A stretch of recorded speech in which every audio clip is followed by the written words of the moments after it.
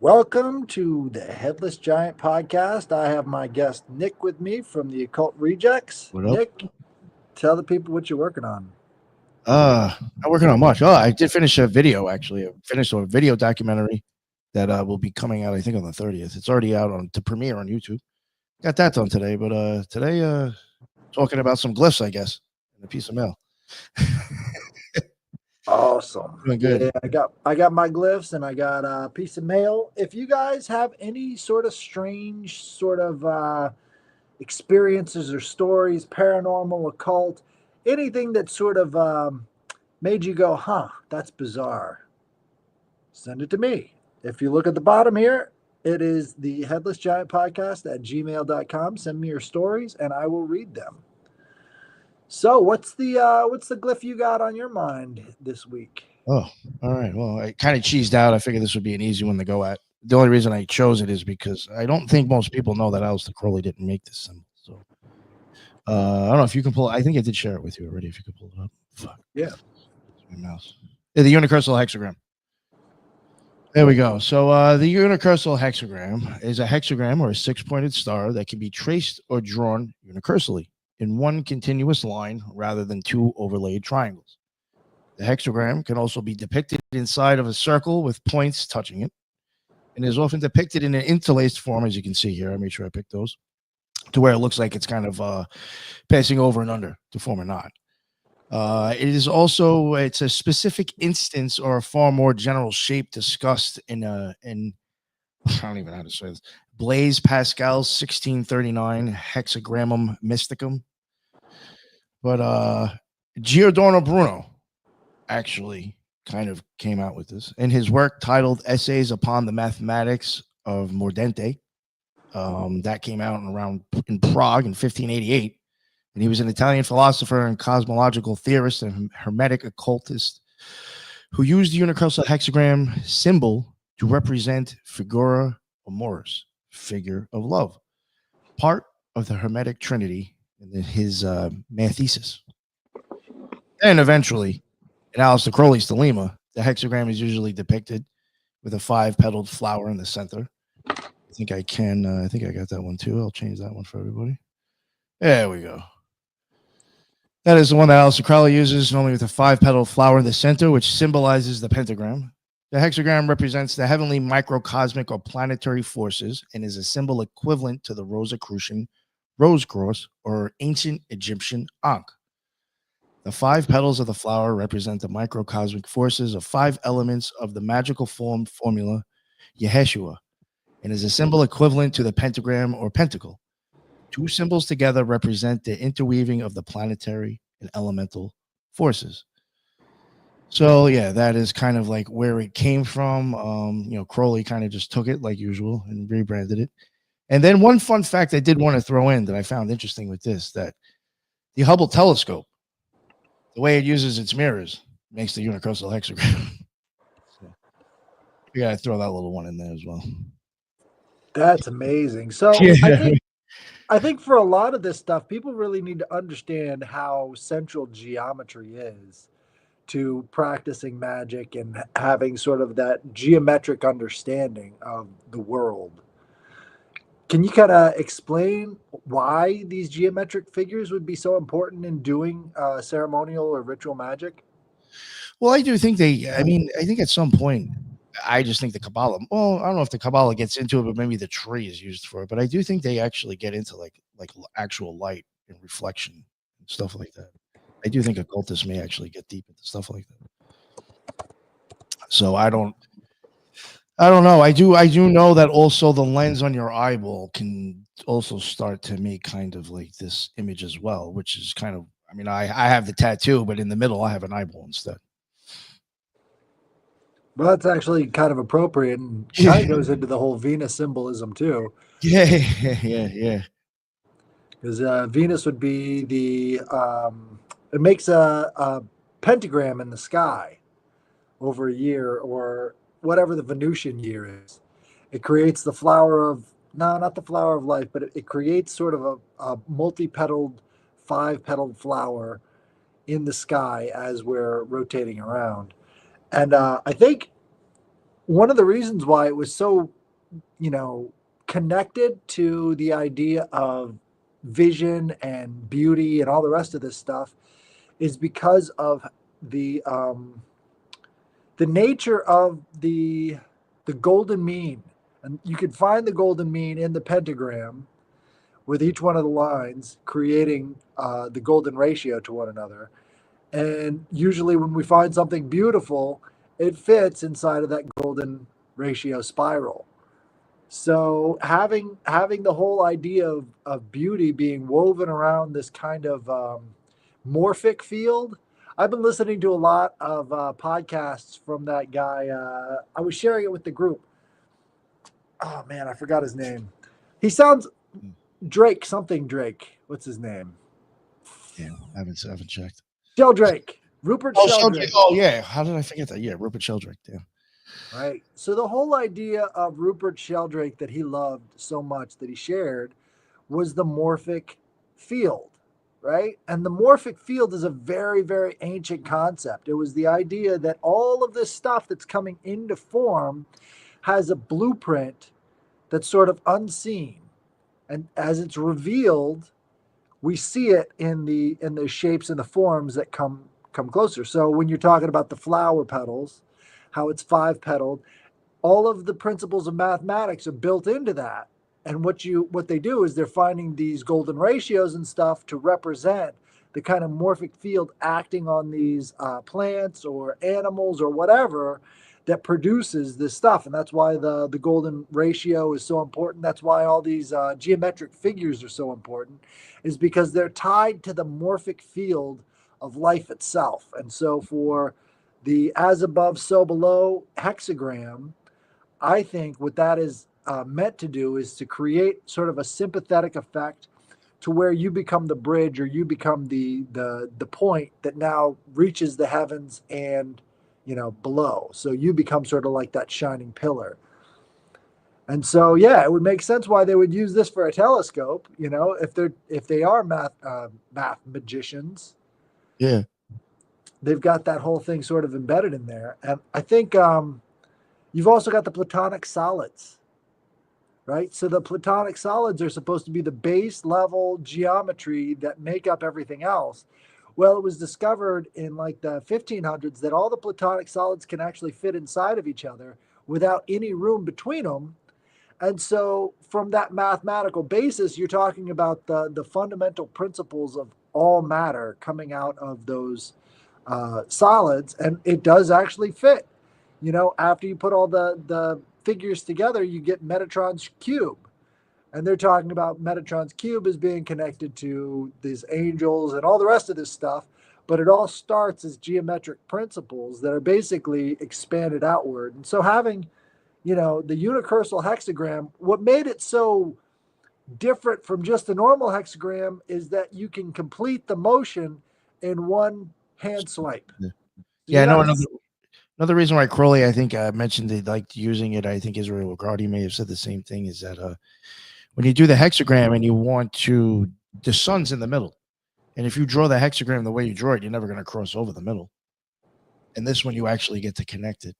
You mentioned something before about the five petaled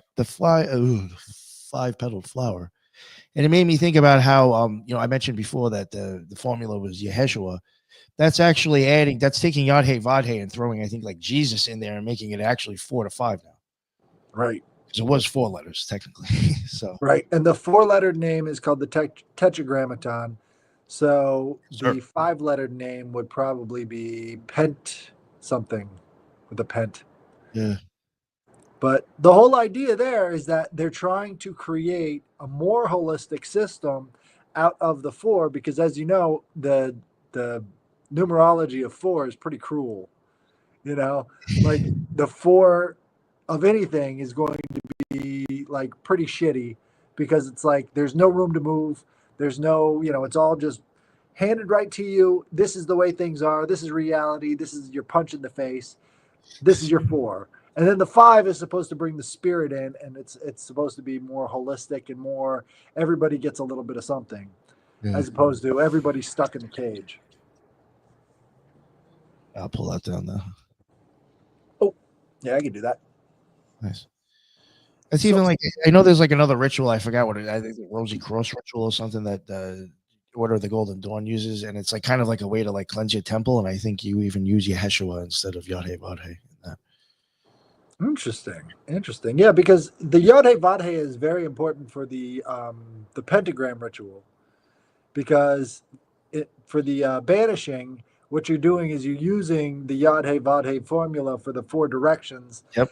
and that's what's keeping them away or pulling them in based off of how you draw these figures. And really, I'm not really satisfied with Crowley's definitions of these figures or how he relates to geometry because he's not really thinking about it in like the Pythagorean way. Yeah. He Yeah. just It's all utilitarian. There's no philosophy behind it, which is kind of strange because you would think a guy like Crowley, who said that he's against, turning occult beliefs into superstitions, you'd think he'd have more about geometry in his works, but I think he just That wasn't is all that true. interested. Because, yeah, because like that, you don't even have to claim superstition. That's just like math. And I mean, yeah. Yeah, it's real easy to just start drawing these connections and showing people, hey, this is deep psychological work. So my cat keeps going for this. She's trying to tear it down for some reason. So my glyph for this week is it all backwards? No, it's Yeah. good. No, no, it looks fine to me. Oh, nice. I Okay, can so read it. this is the Eye of Horus, and what a lot of people maybe didn't realize is that the Eye of Horus was used to communicate different measures of grain, right? So these different parts of the eye would be written to indicate what part of a whole measure of grain is going to be used. So if you're writing this down, you're going to use like the left part of the or the right part of the eye over here to represent 1/16th. So as you're, marking down how much grain you have, this would be 1/16th. So all the rest of that would be cut out, and you're just using the right part of the eye. The center part of the eye, that's 1/4. It's 1/4 a measure of grain. The little curly thingy at the bottom is 1/32nd. 1/64th is right here. Half a measure of grain is the left part of the eye. 1/8 measure is the eyebrow. So if you deconstruct the symbol, you get one full measure of grain as it comes together. That's And I so think weird. it's weird, but I think it's somehow connected to magic in some way. You know? Yeah, yeah, that is. I mean, even with the green too, I just feel like that's a symbol in itself. That's weird. I had no idea that that went by like a measurement of grain. I Right. don't I feel like there's something with that. I Like, know. I was literally Googling where did the word grain come from. I'm like, what the fuck? Like, why? Why are we using grain for the eye? I don't know. Well, I think it's interesting too because it's like the grain is something that you are desiring, and the eye is what you're using to desire the grain with. And then these different parts of that eye of Horus are used to divide up that measure of grain, and it goes into such like small portions. Like the smallest portion is 1/64th a measure of grain. Like how much grain would that actually be? Like what's the total measure that they're using? Is it like a sheaf or like what was the full measure of grain? That's what I want to find out. But I didn't find that part out. What I did find out is that these are the different parts. And so when you deconstruct the figure, you're showing people how much you're using. Now, a lot of people say that language was created for the ledger book, right? So the only way that Sumerians would trade with each other is if they had a brick that had everything as an inventory on there, going from one person to the next. So this is how they would do contracts. Their entire society was written on bricks. And most of those bricks we haven't even translated and gone through yet. And there's some really funny stuff on it because, I mean, look, how long can your society survive if the way that you send letters is also the same way you break windows? Yeah. Yeah. And I know we're one to talk. I mean, look, if we could send bricks through the internet to people, Yeah. we fucking would. Oh, you're right. Pallets. In a lot of ways, they're way ahead of their time, while also being, very, very far back there. So tonight in the mailbag. Oh, I do have one I can pull up. Oh, sure. Yeah, it's more of a, I don't know if this is really a mailbag, but it was somebody, Nicholas, somebody who hit me up on Instagram and had listened to the sleep paralysis, and then kind of gave me a couple of paragraphs here of like, their experiences and stuff. So I figured I could kind of use that. Sure. Yeah, you want me to go first? Go ahead. All right. Hey, just watching your newest episode. I used to get sleep paralysis once a week when I was on heavy drugs. Moved houses and changed lifestyle, and it stopped. My interpretation of it is a psychic attack when you're in a dark space and defenses are down. Maybe there is an abduction element to some, but definitely not most. I also witnessed someone have night terrors. It was actually funny as fuck. He was in a swag in the ground and started spinning in circles, screaming. I don't know what swag is. He had been on meth and probably hadn't slept for days. Well, there you go. That explains it. I dream a lot and try to pay attention. I'm pretty sure I have stopped an attack by lucid dreaming and waking myself up. I've also realized that I was dreaming and fully woke myself up another time. First time I did it, there wasn't an attack, but I remember getting attacked and doing it.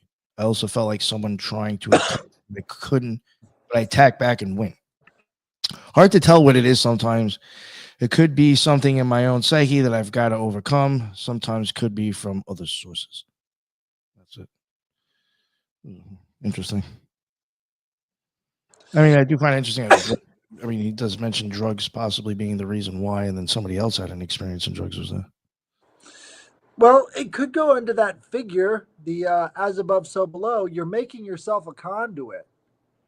When you go certain places, when you open your mind up to certain things, and when you take drugs, you're becoming a conduit as well. And I think we are bioelectrical beings, and it only makes sense that if something's trying to complete that current, it will. Yeah, I think so. I was listening to Joe McMoneagle. Have you ever heard that guy? I've heard of the name, actually, because of the last name. They call him Remote Viewer One, right? So he was brought into the whole Operation Stargate, and he was talking about, yeah. So this guy was like a real deal remote viewer. He's done it tons of times on TV in front of all the skeptics and everything else. He's really proven himself. And he was talking about Mars, and he was talking about his remote viewing of Mars, which was, it's still sort of. I remember this. Right. Let's cover this on when we actually did the Gateway Project. Yes. Do with So Mars. his perception of it was that there were these 12-foot tall humanoids that were in these sort of stasis pods as Mars was dying. And what's interesting is that Mars doesn't have a magnetosphere. So the assumption is he was looking at the last couple of moments that they were able to keep a stable atmosphere before they wanted to go into the stasis form. And, he correctly identified several large rocks on the surface of Mars that he claims were once like man-made structures that were huge. And so the photographs he got from JPL confirmed his basic geographic understanding that he put out there. So, the Viking missions were going on at the time. Most people didn't see any of the photos, but he went and he got the photos after he did the remote viewing, and he's like, "Look, this is it. This is the spot." And it was a lot of the same features that he had in his remote viewing. So, if that's true, he thinks that we came from Mars. And so, this is kind of an interesting thing when it comes to like leaving yourself open. Maybe there is a chance that these ancient kind of spirits still reside kind of somewhere on this planet, because he said in his remote viewing that some of the people who were on Mars, they came to Earth. Now they're 12 foot tall. What does that remind you of? Yeah, the Giants. Yeah, Nephilim or whatever people call Right. Yeah. Those giant skeletons, they do find. Right. So there could be a crossover there too. And all I'm saying is that if they had a society advanced enough to get here and maintain like this sort of spiritual awareness that he claims, they were spiritually aware enough to know that Joe McMoneagle was there remote viewing them, which is fucking crazy. So if that's the case, maybe leaving yourself open and having these night terrors and all the rest of this stuff could be related to sort of the entities that have kind of. I mean, look, if there are more psychic beings than we are in the universe, why wouldn't they be attacking us? Why wouldn't they try to take possession of our bodies? You know, that could be a real thing that we have to contend with. Is all of these spirits that have died millions of years ago that were on a much higher psychic level than we are. Just an odd thought, but hey, if it works. So I got one from Ishmael. It says, "Hi, Uncle Headless. This is my story about going to Brazil and staying at trickster celebrity John of God's Healing Center." Holy fuck, I didn't even open this. This is great. John of God. John of God, Oprah's fucking healer. Way before he was arrested in 2019 and temporarily put in jail after being accused by many women of molestation. I write some of this before the arrest when the place was in full operation, so some details are outdated. About 20 years ago, I went to the spiritual healing center known as Casa de Dom Inacio in an attempt to heal a health problem I had. This place is run by John of God, the criminal medium healer who has been accused by hundreds of women of molestation and operating a mafia that intimidates people into silence. I stayed there for 6 months. 6 months. John claims that he channels dead Brazilian doctors in order to heal people. You know what this reminds me of right off the bat? What? Have you ever heard of the Brazilian spiritualist doctor who was, they called him Dr. Rusty Knife because he would operate on people with rusty equipment. And he was like, he was channeling, before he did that, he was a cabbie. And so one day he gets visited by the spirit that is this old doctor that, you know, imbues his body with the ability to operate on people. And so he's got this line out the door of people who need operations, and he's in there operating them on them with some rusty ass equipment. Get a free tetanus shot, I hope. Right. Well, that I don't think this is John of God, but this sounds really similar. I got to look this case up because, holy fuck. And this guy was well known everywhere. They tried to shut him down, but people kept showing up. And he didn't have a license. He was just. Do you guys know who I'm talking about? If you know who I'm talking about in the chat, go ahead and let me know. He has been accused. Okay, John claims he channels dead Brazilian doctors in order to heal people for free. He claims that healing comes from God or Deus, as it is in Portuguese. People come from all over the world to seek healing, desperate people.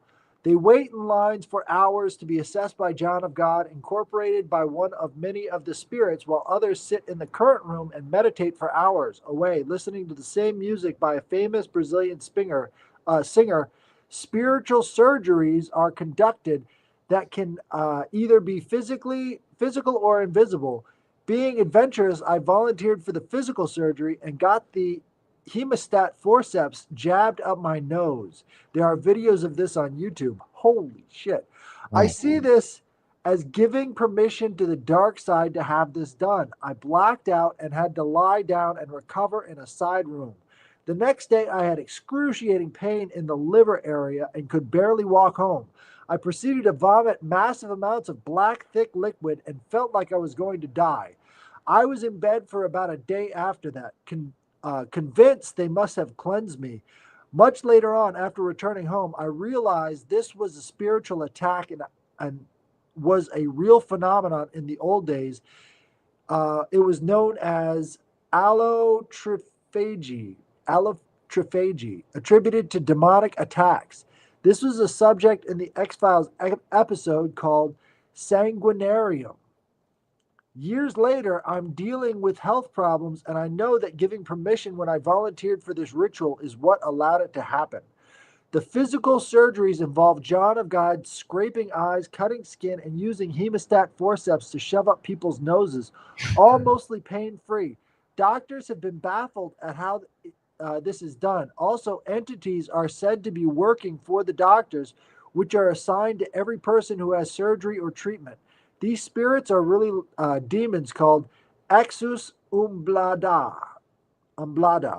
Brazilian black magic. Children and clairvoyants had seen them as blue, tall lights with yellow in the middle. This place is tranquil and relaxing, and the visitors are all told to wear only white when they're here. We got to get this guy on the show. Oh, right. Yeah. Why not? Please. This treatment isn't free. People are wanting healing to have to pay for special water and passion flower herbs, which is part of the protocol. NBC and Oprah did specials on it. Yep. Oprah was friends with this dude. Yeah. She pushed this crap. Yeah, she pushed all this stuff. She was putting it on the front of I guarantee you she got a cut for his membership going up. I'm telling you, dude. But here's the thing. It doesn't mean it wasn't working. Like for some people it probably was, but these are all based off of sacrifices and shit. This is very, very old magic. Many tour groups used to go there. Well, it says Christian or healer. Well, the truth is he is neither. Many tour groups used to go there multiple times a year, and the place became spiritual Disneyland until John finally got busted. This place has been a huge spiritual deception for decades, and it's taken advantage of countless people. I knew 2 people who died soon after having gone there. Granted, they were very sick, but the circumstances were suspicious. Many women have been molested by John of God, and no one will listen to them. A mafia controls the place and is used to protect the place from exposure. Casa de Dom Ignacio is named after the Basque founder of the Jesuit order, Ignatius Loyola, who, as I understand it, was used by the all-powerful Phoenician oligarchy to infiltrate the Catholic Church with the order. Ignatius is also one of the spirits John of God channels. Solomon is another one. My research found that black magicians would claim that they channeled Solomon. I'll bet you this guy was a Freemason. I have since learned that John of God was a practitioner in Umbanda and operated his own temples in Brazil before transforming himself into a so-called healer medium and camouflaging his black magic practices in the guise of spiritualism, New Age concepts, and imagery.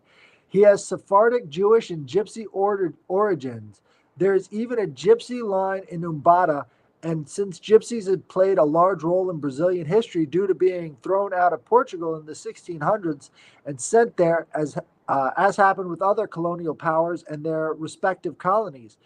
He was also involved in a secret military black operations involved in persecuting political enemies and made a fortune operating multiple illegal mines while having his own mafia involved in other criminal activities. He is still alive at his home, out of jail, and suspected of running his healing center from behind the scenes. If anyone is interested, they can watch A Fallen Angel, John of God Exposed with Michael Baylot on the New Thinking Aloud on YouTube channel. And then I got the link, and it goes, cheers, Ishmael. Ishmael, if you are watching this, we got to have you on the show, dude. I want to hear this. I want to hear this first person, dude. Yeah. And seriously, there is a guy I know of who could probably hook you up, because having demons is no fucking joke. I mean, seriously, if that's what he's doing, which it sounds like that's what he's doing, you got to get that shit taken care of. You have to use spiritual hygiene. And I think sound healing is a valid way of recovering from that kind of stuff and getting rid of it using the pitchforks. That's not what they're called. Tuning forks. Tuning forks. That's funny because pitch and tuning. Oh, yeah, right. Oh, shit. It is a pitchfork. He's bugged out. Right. Yeah. But yeah, dude, check out a guy named Chase.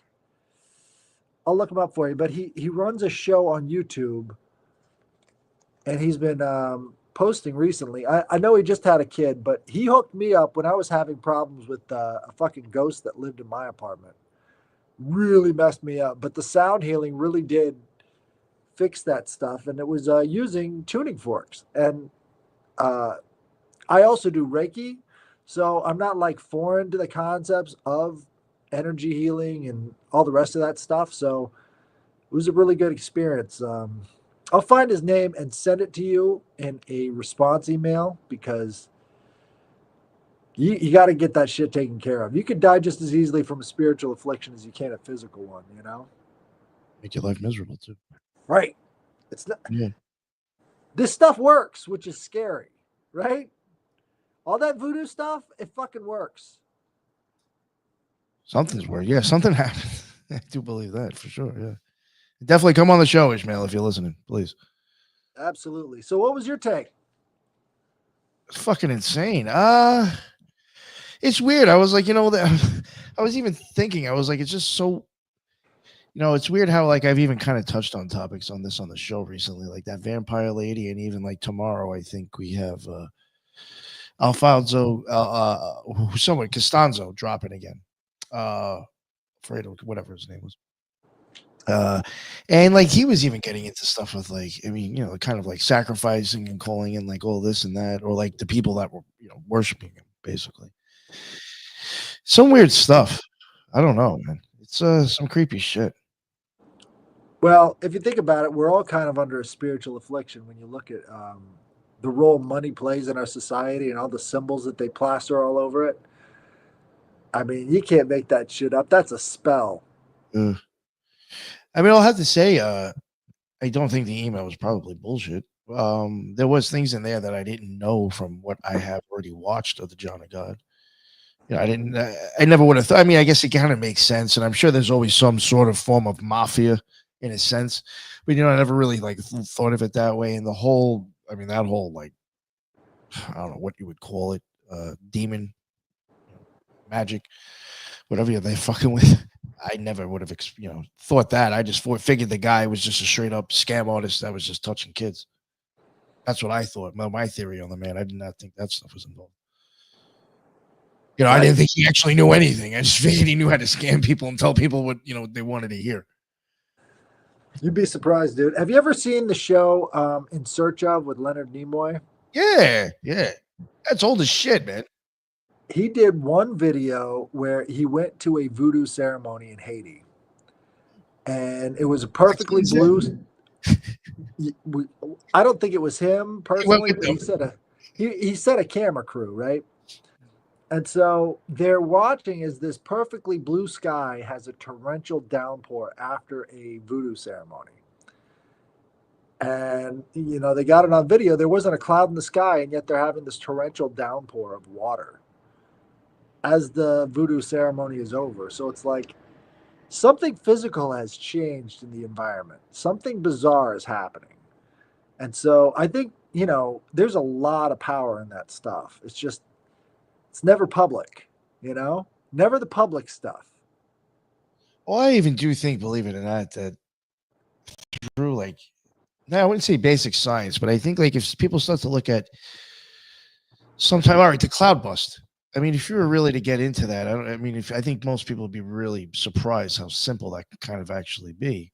Sometimes I do wonder if like these old tribes like somehow like understand through like either sound or whatever they're doing with the music.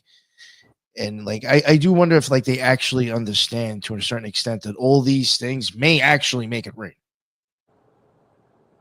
You know what I'm saying? In that area. Like there may actually be like weather modification going on through the stuff that they're doing, but don't even realize it to a certain extent. Well, I mean, think about Oregon and think about the cloud busters. That shit, you could watch it. And so let's face it, there's so many people out there. Like one of the most common esoteric or, kind of mystical powers that people talk about is the ability to burst clouds with their minds or cause the clouds to move with their minds. It's one very common thing. And so I think there is this kind of a connection with the sky. I mean, where do all the gods come from, Yeah. I think having that connection there and being aware of it is something that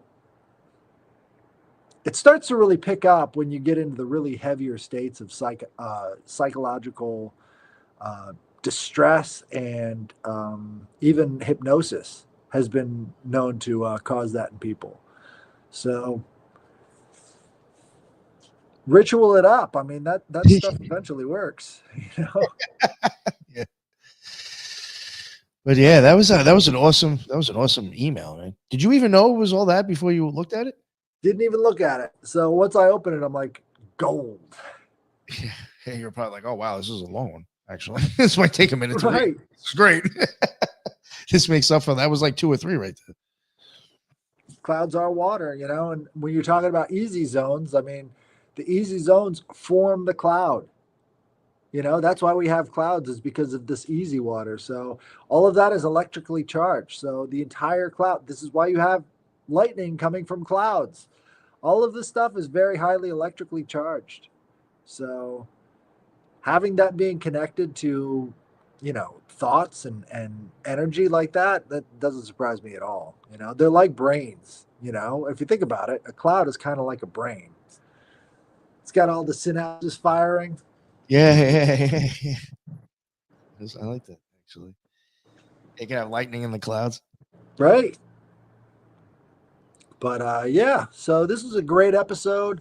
We got a lot of people. If you guys could share the show and like it, and also Please. send me some emails. You know, we're going to try and get some of these guests on so you can listen to them yourselves, and that'll be great. So stay with us, share the show, like it up, and we'll see you again next time. Later. Later.